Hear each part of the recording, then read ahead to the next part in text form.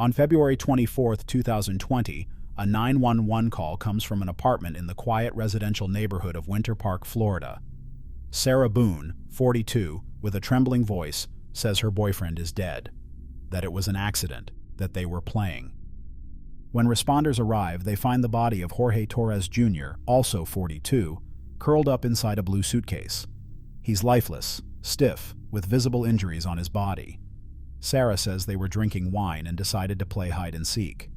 She claims Jorge got into the suitcase as a joke, that she helped zip it up, and then, drunk, she fell asleep on the bed, completely forgetting about him. But her story doesn't hold up. Police seize her phone. Inside, 2 videos filmed the night before. In one, Jorge pleads in a strained voice, "I can't breathe, Sarah." She laughs. She walks around the suitcase, says, "That's what you get for everything you've done to me." Then she adds, "Now you'll learn not to cheat on me." She doesn't call for help.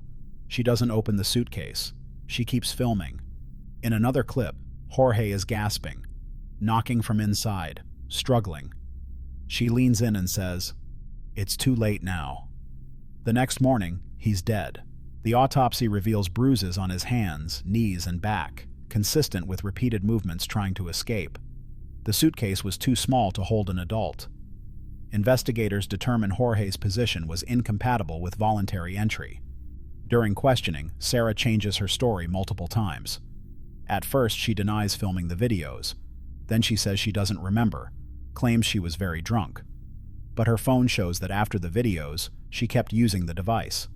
She replied to messages, browsed online, slept in bed just a few feet from the suitcase. No sign of remorse. The trial has not yet begun, but the videos were shown during the preliminary hearing. The audio fades with Jorge's increasingly faint cries and Sarah's voice drifting into the kitchen. She has been formally charged with second-degree murder.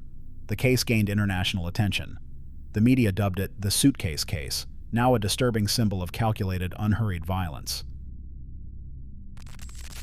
At 5:45 a.m. on August 25, 2017, in an apartment complex in Baytown, Texas, a neighbor calls the building manager. For days, he's noticed a sharp odor in the hallway. He thinks it might be a leak or forgotten garbage. A maintenance worker follows the smell to apartment 1403 on the second floor. Stephen Coleman, 32, a shipyard worker, lives there with his girlfriend, Sierra Alexis Sutton.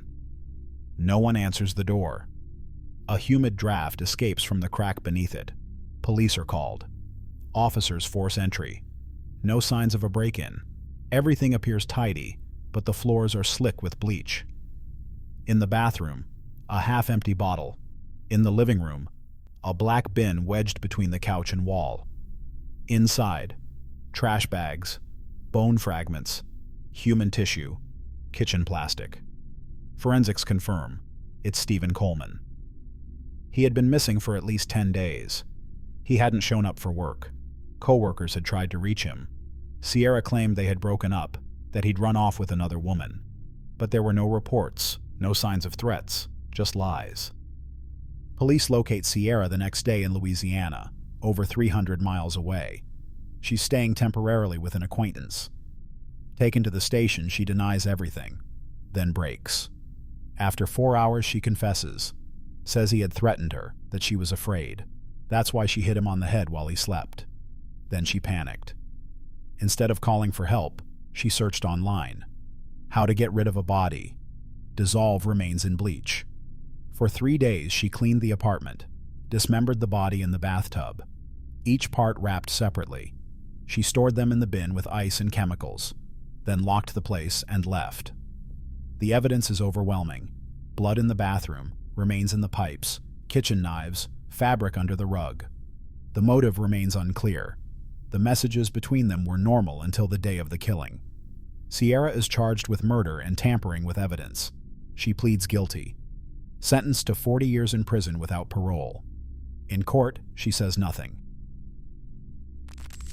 On October 24, 2022, an apartment in northern Key Largo, Florida, becomes a crime scene. Brittany Nicole Holbrook lives there with her partner, Tyler Kinnan Newlish. Neighbors report frequent fights, yelling audible through the walls. Arguments that often ended with Tyler leaving for hours or even days. Brittany, 25, was known for sudden outbursts of anger. She had told at least 2 acquaintances about her obsession with gunshot wounds. One phrase repeated often: "I want to see how a body works on the inside. If I shoot him in the stomach, I can see what's in there."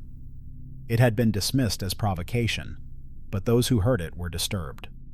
2 days after that last remark, Tyler is found lying on the living room floor. A gunshot wound to the abdomen. He's conscious when paramedics arrive, alerted by neighbors, but very weak.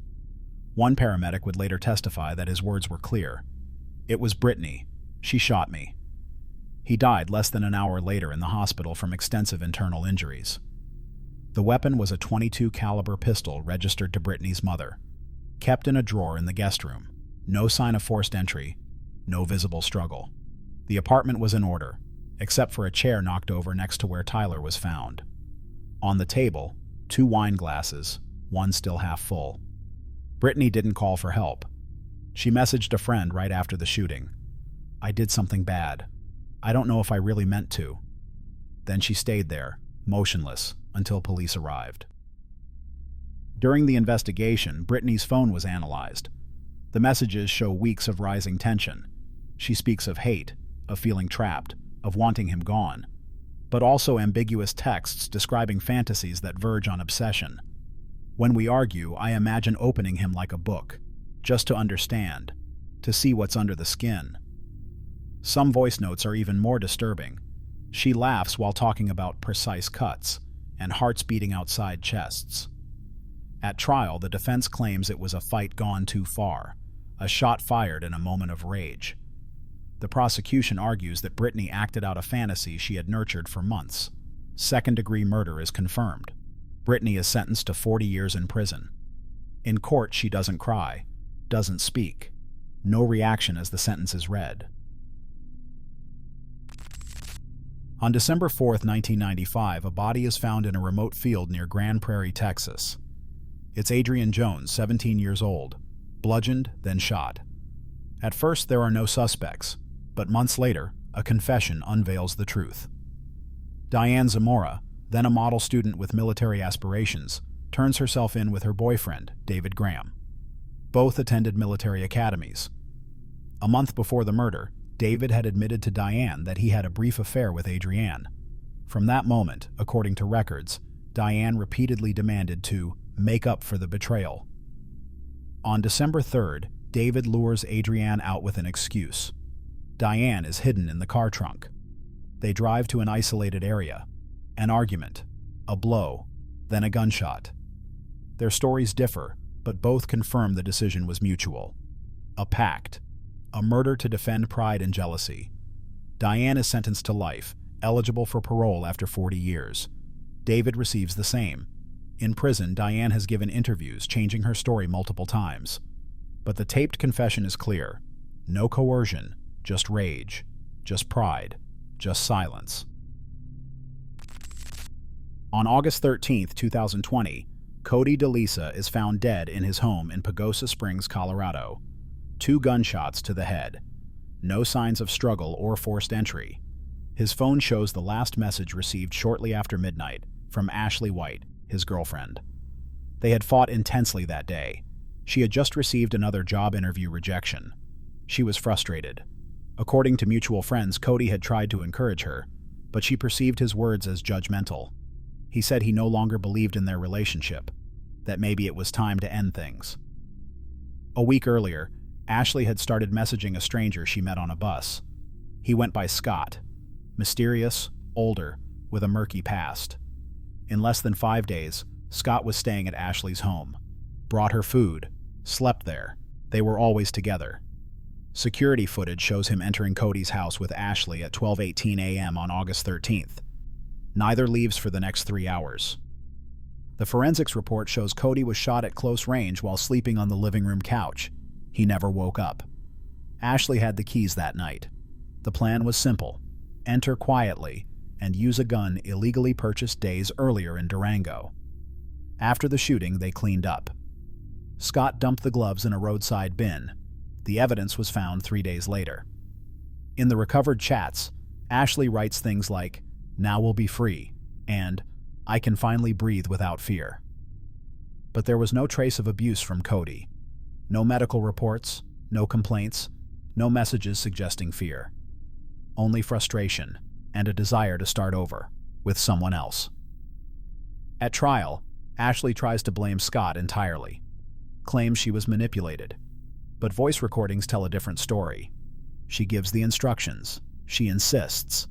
The jury finds her guilty of first-degree murder and criminal conspiracy. Scott is convicted too. Both receive life sentences without parole. No appeal, no remorse.